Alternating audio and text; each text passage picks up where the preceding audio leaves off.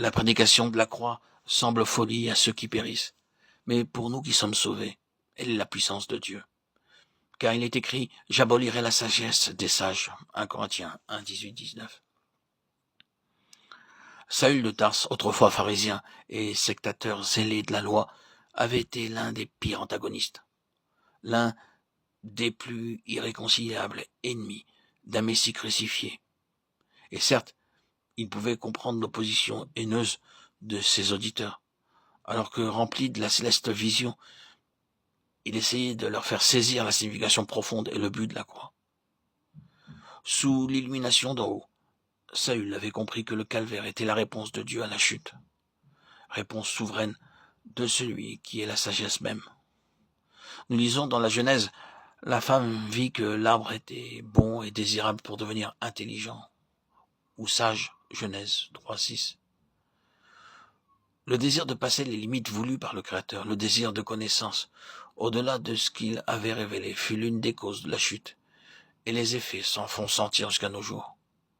Aujourd'hui, c'est encore l'intelligence, l'orgueil intellectuel qui s'élève contre Dieu, qui dresse une barrière entre la créature et le Créateur. Le salut par la croix, folie, scandale pour les hommes. Et cependant, telle est la réponse du Créateur à cet orgueil humain qui veut mesurer Dieu et se mesurer avec lui, donc le limiter. Car la prédication de la croix est la puissance de Dieu pour anéantir la sagesse des sages. La croix, puissance de Dieu. Cela est tellement en dehors des pensées de l'homme, tellement au-dessus de ce qu'il peut concevoir, qu'il doit abdiquer devant Dieu et croire en sa parole, parce qu'elle est sa parole. La folie de Dieu est plus sage que les hommes, nous dit l'Écriture. Lorsque la lumière aura succédé à notre nuit, quand les hommes connaîtront leur Créateur, comme ils sont connus de lui, alors ils sauront que tout ce qui semble aujourd'hui folie à leur raison charnelle est en définitive l'expression la plus haute, la plus sublime de la sagesse de Dieu. La prédication de la croix est la puissance de Dieu. Par là, le Tout-Puissant manifeste déjà la folie de la sagesse humaine, puisque le monde avec toute sa sagesse n'arrive pas à le connaître. Alors qu'il lui plaît de sauver ceux qui croient par la folie de notre prédication, 1 Corinthiens 1, 21.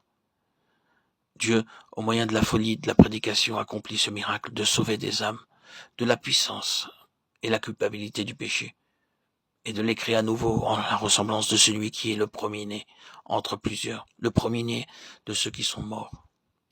La faiblesse de Dieu manifestée en celui qui a été crucifié est plus forte que les hommes. Le Sauveur dans la souffrance et la faiblesse sur la croix d'infamie est seul, puissant, pour sauver tous ceux qui croient en lui.